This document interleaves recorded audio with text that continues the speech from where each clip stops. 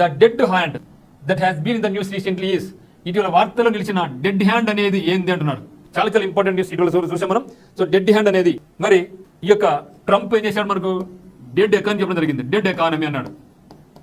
Dead economy ఏంటివి? Dead ఎకానమీలో both India and Russia ఈ రెండు కూడా డెడ్ ఎకానమీస్ అని అభివర్ణించింది ఎవరంటే డొనాల్డ్ ట్రంప్. అవి రెండు వేస్ట్ పనికిమాలిన కంట్రీస్, డెవలప్మెంట్ కాలేదని చెప్పడం జరిగింది.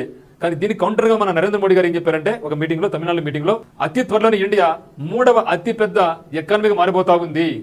మనం 4th ప్లేస్ లో ఉన్నాం, అతి త్వరలో మనం 3rd లో రాబోతున్నాం అని ఆయన కౌంటర్ చెప్పాడు. అంటే డైరెక్ట్ గా చెప్పుకోకుండా నేను డెడ్ ఎకానమీ చెప్తే మరి కాదు, డెడ్ ఎకానమీ కాదు, అతి త్వరలోనే ఇండియా 3వ అతిపెద్ద ఎకానమీగా మారబోతా ఉంది చెప్పడం జరిగింది. మరి ఆ సమయంలో రష్యా కూడా రియాక్ట్ అయిపోవడం జరిగింది.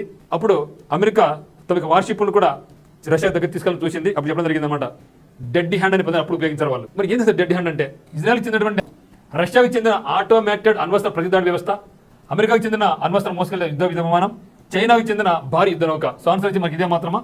రష్యాకు చెందినటువంటి ఆటోమేటెడ్ అణ్వస్త్ర